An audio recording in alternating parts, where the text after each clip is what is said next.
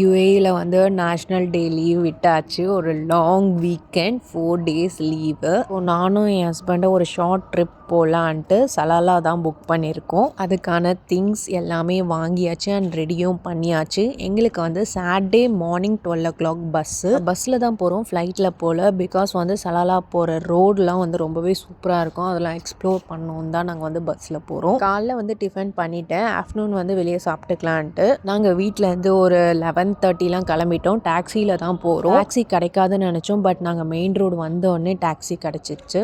எங்கள் 2 பேருக்குமே ரொம்ப எக்ஸைட்மெண்ட்டாக இருந்துச்சு. பிகாஸ் இது வந்து செகண்ட் இன்டர்நேஷ்னல் ட்ரிப்பு எங்களுக்கு. ஃபஸ்ட்டு இன்டர்நேஷ்னல் ட்ரிப் வந்து தாய்லாந்து போனோம், ஹனிமூனு. எல்லாரையும் ஒரு காமன் பிளேஸில் வர சொல்லிட்டாங்க. அந்த பிளேஸ்லேருந்து தான் பஸ்ஸு 12 o'clock பஸ் சொன்னாங்க. பட் வந்து எடுத்தது வந்து பார்த்திங்கன்னா 2 o'clock ஆகிடுச்சு. ஒரு லொக்கேஷன் சென்ட் பண்ணிவிட்டு இந்த லொக்கேஷனுக்கு வர சொன்னாங்க. நாங்கள் அந்த லொக்கேஷன் போய் பார்க்குறோம், யாருமே இல்லை. ரொம்ப வெயிட் பண்ண வச்சிட்டாங்க. 12 o'clock வந்துருங்க, எல்லோரும் வந்து 12:30 அரௌண்ட் அதுமாரி பஸ்ஸு கிளம்பிடும்னாங்க. பட் வந்து பஸ்ஸு எடுத்ததே 2 மணிக்கு தான்.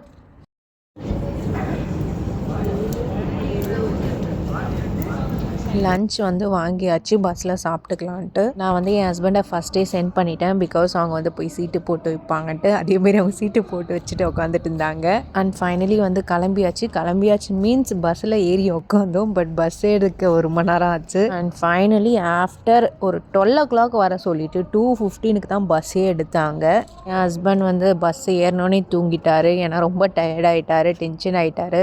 அண்ட் ஒரு 5 o'clockலாம் வந்து ஒமன் பார்டர் ரீச் ஆகிட்டோம். பட் ரொம்ப கூட்டமாக இருந்துச்சு. அங்கே வந்து ஸ்டாம்ப் பண்ண ஒரே ஒரு பர்சன் தான் இருந்தாங்க. இத்தனை பேருக்கு வந்து ஸ்டாம்ப் பண்ண ரொம்பவே லேட் ஆச்சு.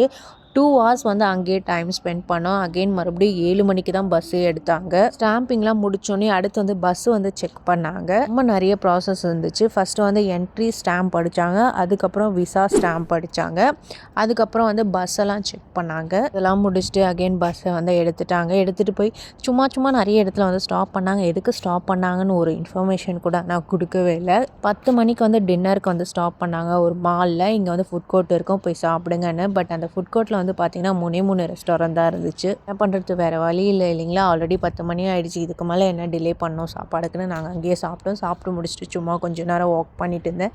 பிகாஸ் பாத்ரூம்லாம் வந்துச்சுன்னா இங்கேயே போயிடலான்னு, அடுத்த ஸ்டாப் எங்கேன்னு தெரியாது இல்லைங்களா. டின்னருக்கு அகைன் 2 மணி நேரம் ஸ்டாப் பண்ணாங்க. ஆக்சுவலி 1 மணி நேரமே அதுக்கு போதும். அங்கே எப்போ போய் சலாலா ரீச் ஆனோன்னு பார்க்க என்னை ஃபாலோ பண்ணிக்கோங்க அப்டேட் வீடியோஸ்க்கு.